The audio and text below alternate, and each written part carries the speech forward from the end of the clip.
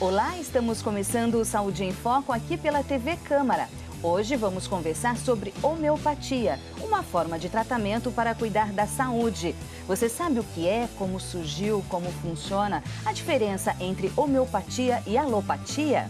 Nós fomos às ruas para saber as dúvidas das pessoas sobre homeopatia. Eu queria saber se a homeopatia ela serve para emagrecer. E quem vai conversar e tirar as dúvidas pra gente é o médico Márcio Sigiló, especialista em homeopatia. Então, fique comigo aqui no Saúde em Foco. Doutor Márcio, muito obrigada por sua presença no Saúde em Foco. Obrigado, eu que agradeço o convite, a oportunidade de vir aqui falar sobre homeopatia e esclarecer a dúvida de todos que nos estão assistindo. Doutor Márcio, a homeopatia, como ela surgiu no mundo? A homeopatia, ela surgiu no mundo com um médico alemão de nome Samuel Hahnemann, que, muito cansado no século XVIII da forma como a medicina se encaminhava, onde os resultados de cura eram muito baixos, porque a medicina ainda naquela época se misturava muito com a religiosidade. Então, os métodos de cura, eles se baseavam nos purgatórios, tanto por cima no trato digestivo como por baixo, provocando vômitos, provocando diarreia, fazendo sangrias, porque o objetivo e a forma como eles encaravam a cura era tirar do organismo as coisas que estavam fazendo mal, né? E, na verdade, os pacientes acabavam sucumbindo a isso. Eles não resistiam a tantos diarreicos, a tantos vomitórios, a tanta sangria. E ele se desgostou da medicina. E o Samuel Hahnemann era um poliglota. E ele começou a traduzir matérias médicas. Ele deixou de clinicar, deixou de atender pacientes e passou a traduzir matérias médicas, trabalhos médicos para estudantes de medicina das primeiras escolas médicas. E uma vez ele traduzindo um texto sobre a quina, a planta que dá origem ao quinino, à água tônica, Sim. ele viu na tradução da intoxicação pela quina, de pessoas que se intoxicaram por aquela planta, ele percebeu que os sintomas da intoxicação por aquela planta se assemelhavam muito aos sintomas da malária. E naquela época a malária já era tratada pela quina. Então ele imaginou, será que as substâncias que causam uma doença em alguém, se preparadas de uma certa forma, elas podem curar essa mesma doença? Então foi aí que ele teve o primeiro insight da cura pelo semelhante. E ele percebeu que ele começou a experimentar substâncias, tanto do reino animal, vegetal, animal, experimentar nele, nos filhos, na esposa, nos amigos, e foi coletando sintomas das experimentações dessas substâncias que eles faziam nessas pessoas, tanto sintomas psíquicos, emocionais, como sintomas físicos. E quando algum paciente o procurava, ou os alunos que estavam com ele buscava nos sintomas que o paciente referia alguma coisa semelhante àquelas experimentações no homem-são. E ele foi usando essas substâncias que causavam esses sintomas na pessoa sadia, na pessoa doente que apresentava aqueles mesmos sintomas, e foi obtendo cura. E isso foi fazendo ele experimentar cada vez mais. E de lá até hoje, as experimentações continuam sendo feitas, né, na Unifesp, em São Paulo, na Unicamp, são lugares que fazem muito trabalho homeopático de experimentação, de descoberta de novos remédios homeopáticos, tanto do reino vegetal, mineral e animal. E no Brasil, quando chegou essa prática? A gente pode dizer que a homeopatia começou em 1810, né? O Hahnemann nasceu em 1755. Em 1810 ele lança o primeiro livro, que é o Órgão da Arte de Curar, e a gente tem por ali o início da homeopatia, quando ele descreveu o seu método de descoberta do medicamento e da forma de utilizá-lo para obter a cura. E então nós temos 207 anos de homeopatia, né? E a homeopatia chegou no Brasil através de um francês, de nome Benoît Mur. Ele chegou no Brasil em 1840, no Rio de Janeiro, que foi começou um grande centro da homeopatia, foi o Rio de Janeiro, né?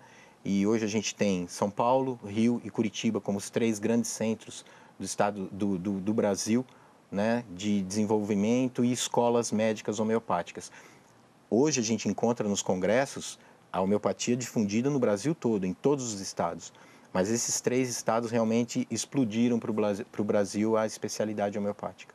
Doutor Márcio, nós vamos ter agora a participação Sim. de um telespectador com uma pergunta. Okay. Vamos acompanhar. Queria saber se a homeopatia é uma especialidade médica. O Edmilson, então, quer saber se homeopatia é uma especialidade médica. Sim, a homeopatia, Edmilson, ela é uma especialidade médica reconhecida pelo Conselho Federal de Medicina desde 1980, né? E ela, desde então, ela tem os estudos homeopáticos são feitos nas escolas de medicina.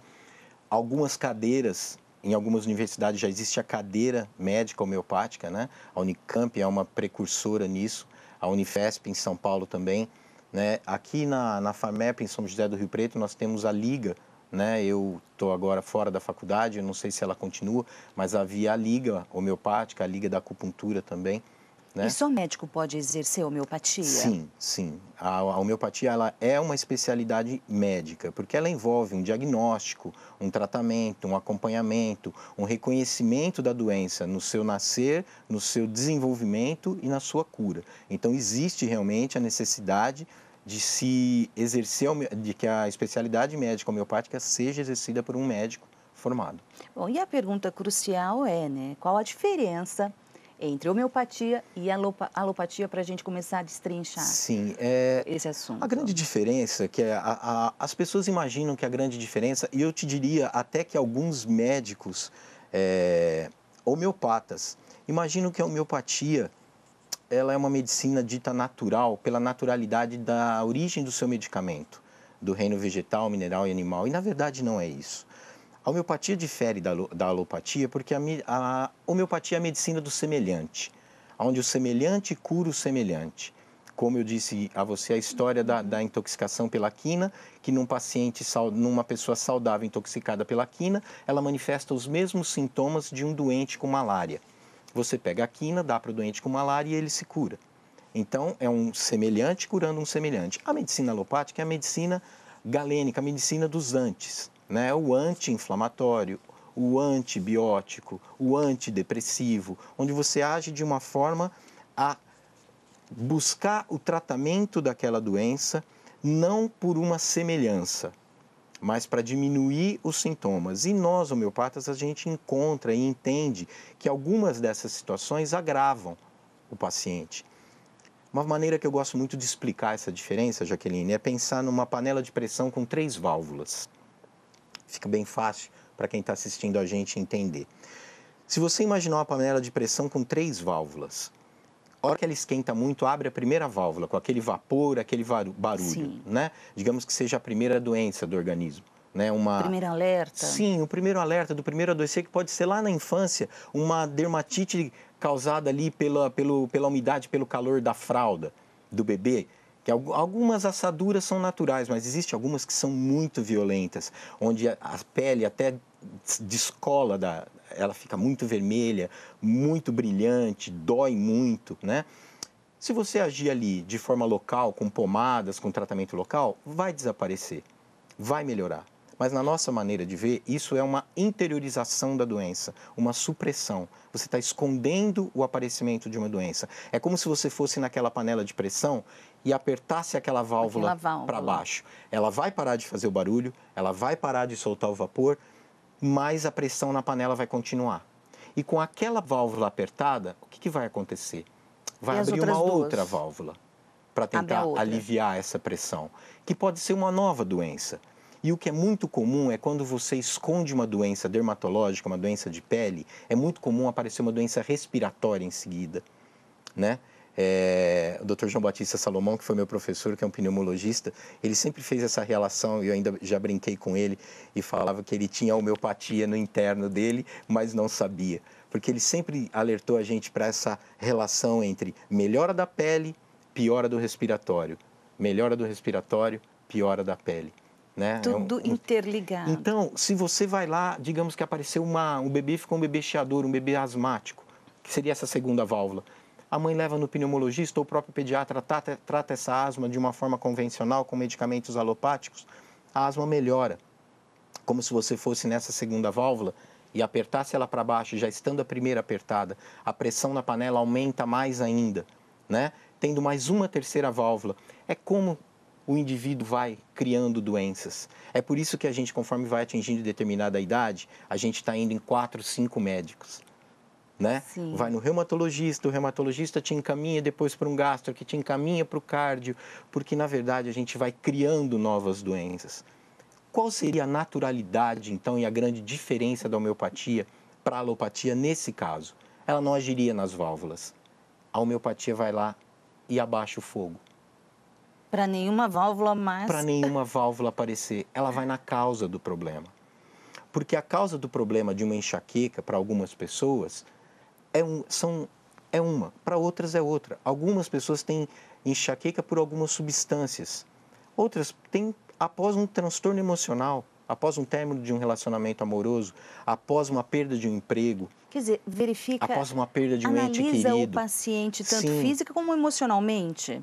Para tentar deixar mais claro, a homeopatia não tem um remédio para isso ou para aquilo. Eu ia perguntar, e nós não vamos ter pergunta. Doutor, tem um remédio homeopático para enxaqueca? Não.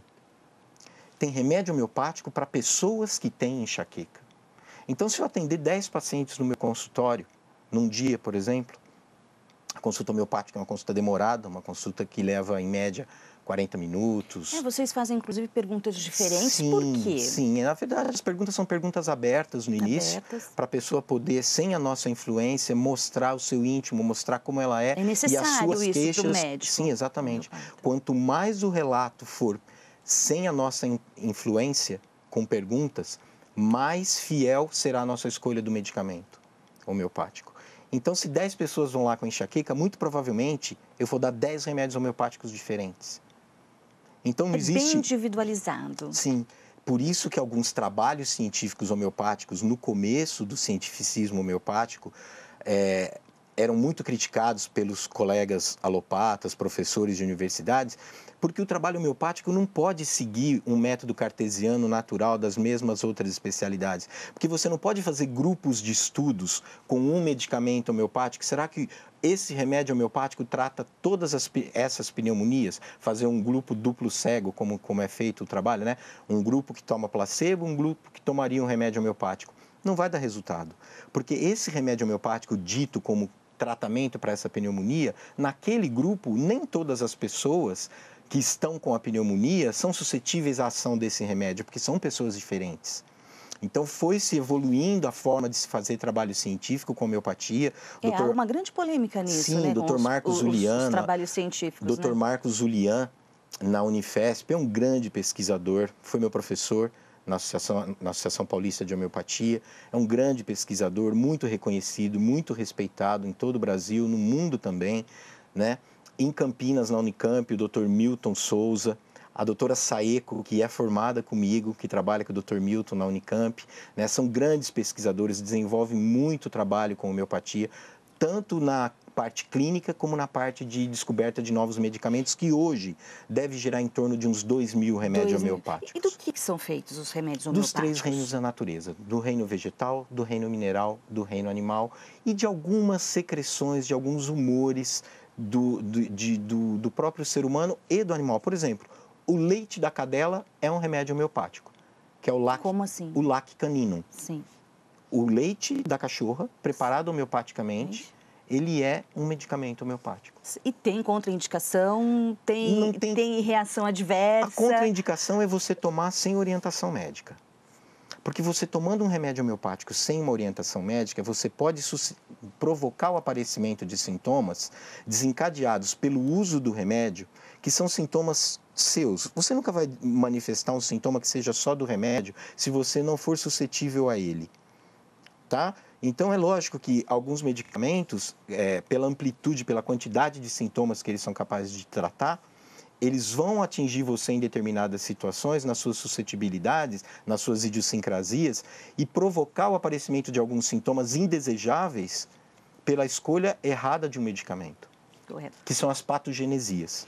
Vamos, então, a mais uma pergunta de um telespectador? Tá ok. Gostaria de saber se a homeopatia serve para tratar qualquer doença. Obrigada, Irene, por sua participação. A homeopatia trata toda doença, qualquer doença? Olha, Jaqueline, Irene, obrigado pela sua pergunta. A homeopatia, ela vai conseguir a cura no organismo enquanto o organismo tiver uma capacidade de reação ao remédio homeopático. Enquanto houver uma energia vital capaz de promover a cura no organismo. Porque o remédio homeopático, ele não tem uma ação direta na queixa e no sintoma, como a medicina alopática, né? Que você está com uma dor de cabeça, você toma um remédio contra aquela dor de cabeça. Ele é um analgésico, ele vai lá e diminui a dor. O remédio homeopático, ele tem, pela lei da semelhança, pelas características do sintoma que você me traz, daquela dor, daquela queixa emocional, do roer unhas, né? Da caspa, daquela criança que chupa dedo além da idade onde se é esperado que se chupe dedo, né? Então, enquanto o organismo tiver a capacidade de cura, o remédio homeopático pode desenvolver essa cura, porque ele causa uma reação no organismo que vai fazer com que a energia vital, que pode ser um processo imunológico, né, de reação realmente biológica, né, para que o próprio organismo da pessoa faça com que aquilo desapareça, que a dor desapareça, que o desespero desapareça, que o medo desapareça, que a infecção desapareça. A homeopatia trata processos infecciosos. A homeopatia trata infecção de garganta, infecção de urina, sinusite, infecção de ouvido, pneumonias. De doenças mais graves como o câncer. Acho importante a gente falar sobre isso. Com o câncer, existe na medicina homeopática o que eu poderia te dizer que eu acho muito importante. Uma pessoa que se trata por longa data com homeopatia, dificilmente ela vai desenvolver doenças graves, doenças terminais. O que seriam essas doenças terminais? Seriam aquelas últimas válvulas da panela de pressão.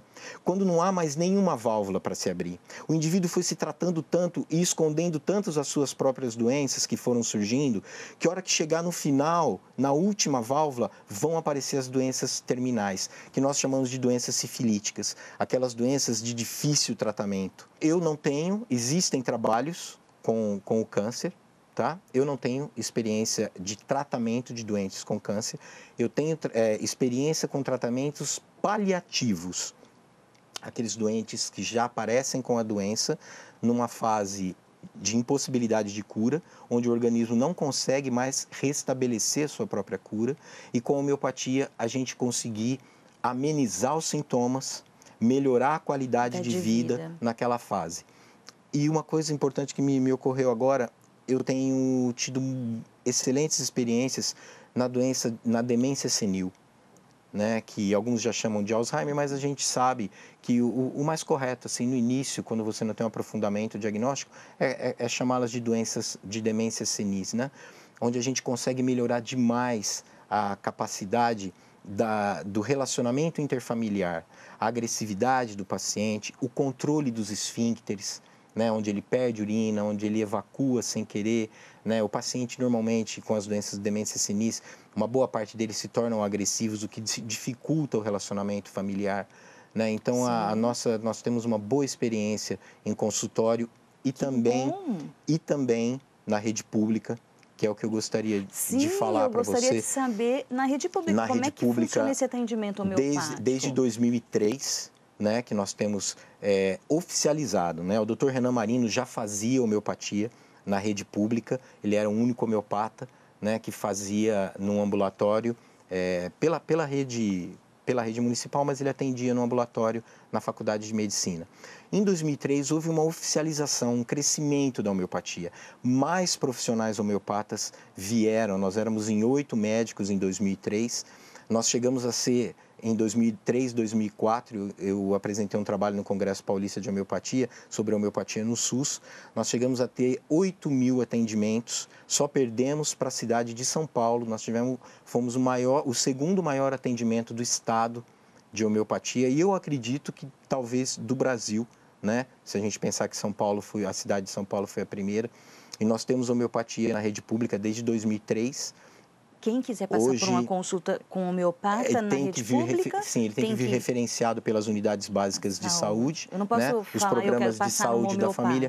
Não tem como ter um acesso direto. Antes a gente atendia no ARI, no Ambulatório Regional de Especialidades. Algumas especialidades médicas foram transferidas lá para o Plaza Shopping, né, no Centro Médico de Especialidades. Nós estamos atendendo lá. Eu hoje atendo só os pacientes adultos, apesar da minha formação ser originariamente pediátrica. Sempre, né? Parece que a homeopatia está muito ligada à área pediátrica para criança, É um mas pouco não de é, mito, né? não, isso é um Doutor, mito. é mito, não, né? não, homeopatia, nós temos homeopatia veterinária com um grande desenvolvimento. Como é que se explica, então, a homeopatia num animal? O funcionamento da homeopatia Quando fala no assim animal... do placebo, nossa, Jaqueline, isso é fundamental, você estudou homeopatia, né? Porque a maior prova de que a homeopatia não é um placebo é o resultado dela no animal e o resultado dela no bebê de tenra idade. Porque o bebê de tenra idade, ele não acredita no que ele está tomando, ele não está com uma positividade mental para o desenvolvimento da cura.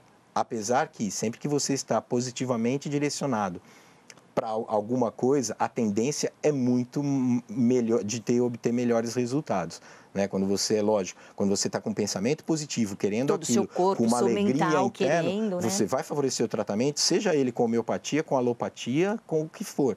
Né? O pensamento positivo, o agir positivo, o sorrir, né? Isso, a mágoa, a tristeza, isso faz adoecer. Muitas outras coisas fazem adoecer. E é aí que entra a homeopatia. Porque nem todo mundo adoece pela mesma coisa. Não são todas as crianças que trocam de babá que adoecem. Né?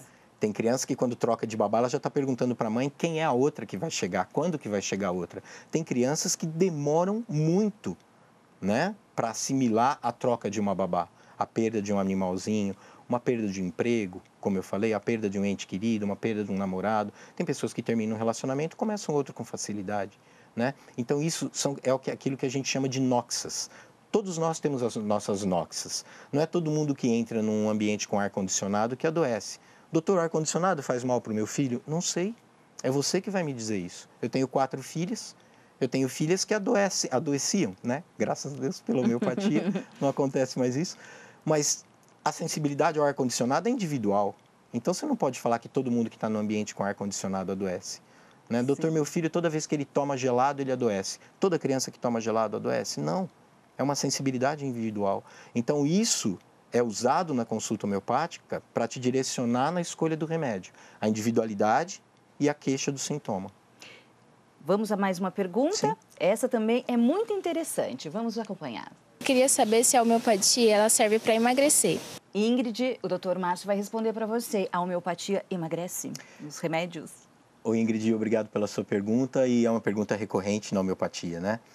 O que emagrece, na verdade, são as mudanças de hábito, né? Uma mudança, uma boa alimentação e incorporar o exercício físico na sua vida. Esse é o caminho real do emagrecimento. O que a homeopatia pode ajudar é no transtorno da compulsão alimentar, na gula, né? No comer além da fome, né? No desejo de determinados alimentos. Né? Pessoas que são malucas por doces, né? Então, isso a homeopatia é capaz de tratar sem a menor dúvida. Mas não existe um remédio homeopático que você vá tomar e ele vá tirar a sua fome em seguida, como esses anorexígenos que as pessoas estão acostumadas a tomar.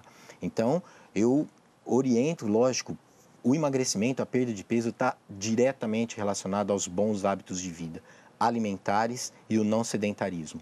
E a homeopatia vai entrar nos transtornos alimentares, nas compulsões, nos desejos exagerados por alguns alimentos. Perfeito. Vamos a mais uma pergunta. Vamos acompanhar. Queria saber se chás e ervas são tratamento homeopático também. Muito interessante essa pergunta da Priscila. Chás, ervas, fitoterapia é homeopatia? Qual a diferença? Não é homeopatia. O fato de um dito medicamento ter uma origem na natureza não significa que ele seja homeopático. Né? A fitoterapia, que trabalha com medicamentos do reino vegetal, né? É uma especialidade médica, né? E é diferente da homeopatia. A homeopatia, ela exige um preparo da substância para que ela se torne um remédio homeopático, para que daquela substância do reino vegetal, mineral ou animal, a gente extraia o poder de cura. Né? Tanto que alguns venenos são remédios homeopáticos. Arsênico álbum é um veneno, é um remédio homeopático. Nus vômica é uma noz, é um vegetal venenoso. São muito diluídos também. Se questionam muito essa questão da diluição. Sim, eles são ultra diluídos, né? Eles são preparados em líquidos ou glóbulos. Não existe remédio homeopático de pingar no nariz, no ouvido, de passar na pele. Remédio homeopático exclusivamente é de uso interno, via oral, por líquidos ou por glóbulos. A partir da CH12, a gente começa a já não encontrar mais a matéria desse medicamento. A CH12 são as diluições no preparo do remédio homeopático. E aí vem o grande X da questão, da imaterialidade do medicamento homeopático, da discussão eterna, infindável, de por que a homeopatia funciona se ela não tem uma matéria ali. Mas a gente está trabalhando com uma energia, com um potencial de cura fantástico, né? Que, crendo ou não crendo na homeopatia, ela vai continuar sendo uma maravilhosa especialidade médica, trazendo uma cura verdadeira, que é uma cura do indivíduo por um todo, né? Seja ele um animal ou um ser humano. E existe também a homeopatia na agronomia, muito bem desenvolvida, tá? Que é uma outra forma. Eu acho que seria até um tema para você buscar alguém, seria muito interessante, tem muita gente usando na agricultura. Na agricultura. Né? E na veterinária também. Né? Nós temos uma veterinária homeopata aqui em Rio Preto, a doutora Denise Bonilha. Quer dizer, expandindo, sim, o que começou lá em 1800, sim, com grandes resultados com animais, e existem homeopatas por aí também, trabalhando com animais de grande porte, controlando doenças em tanques de piscicultura com homeopatia. A homeopatia é uma grande forma de cura, de uma verdadeira cura, não de um escondimento dos sintomas de doenças que estão afligindo as pessoas. Perfeito. Doutor Márcio, nosso programa chegou ao final. Eu agradeço. Eu só tenho a agradecer. Eu que agradeço. Esse papo de consultório, o senhor explicou tão minuciosamente a homeopatia pra gente. Eu que agradeço a oportunidade. Espero que o senhor volte em outras ocasiões. Espero ter conseguido ser claro e ter dirimido as dúvidas das pessoas que estavam nos assistindo. Obrigada. Obrigado eu. Este, então, foi o Saúde em Foco. Hoje nós falamos sobre homeopatia com o Dr. Márcio Sigiló. Espero que você tenha gostado. Se você quiser assistir novamente esse programa ou quiser recomendar para alguém, basta procurá-lo no nosso canal no YouTube, TV Câmara Rio Preto. A playlist é Saúde em Foco. Lá tem diversos programas bem interessantes. Muito obrigada por sua companhia e até o próximo programa. Tchau!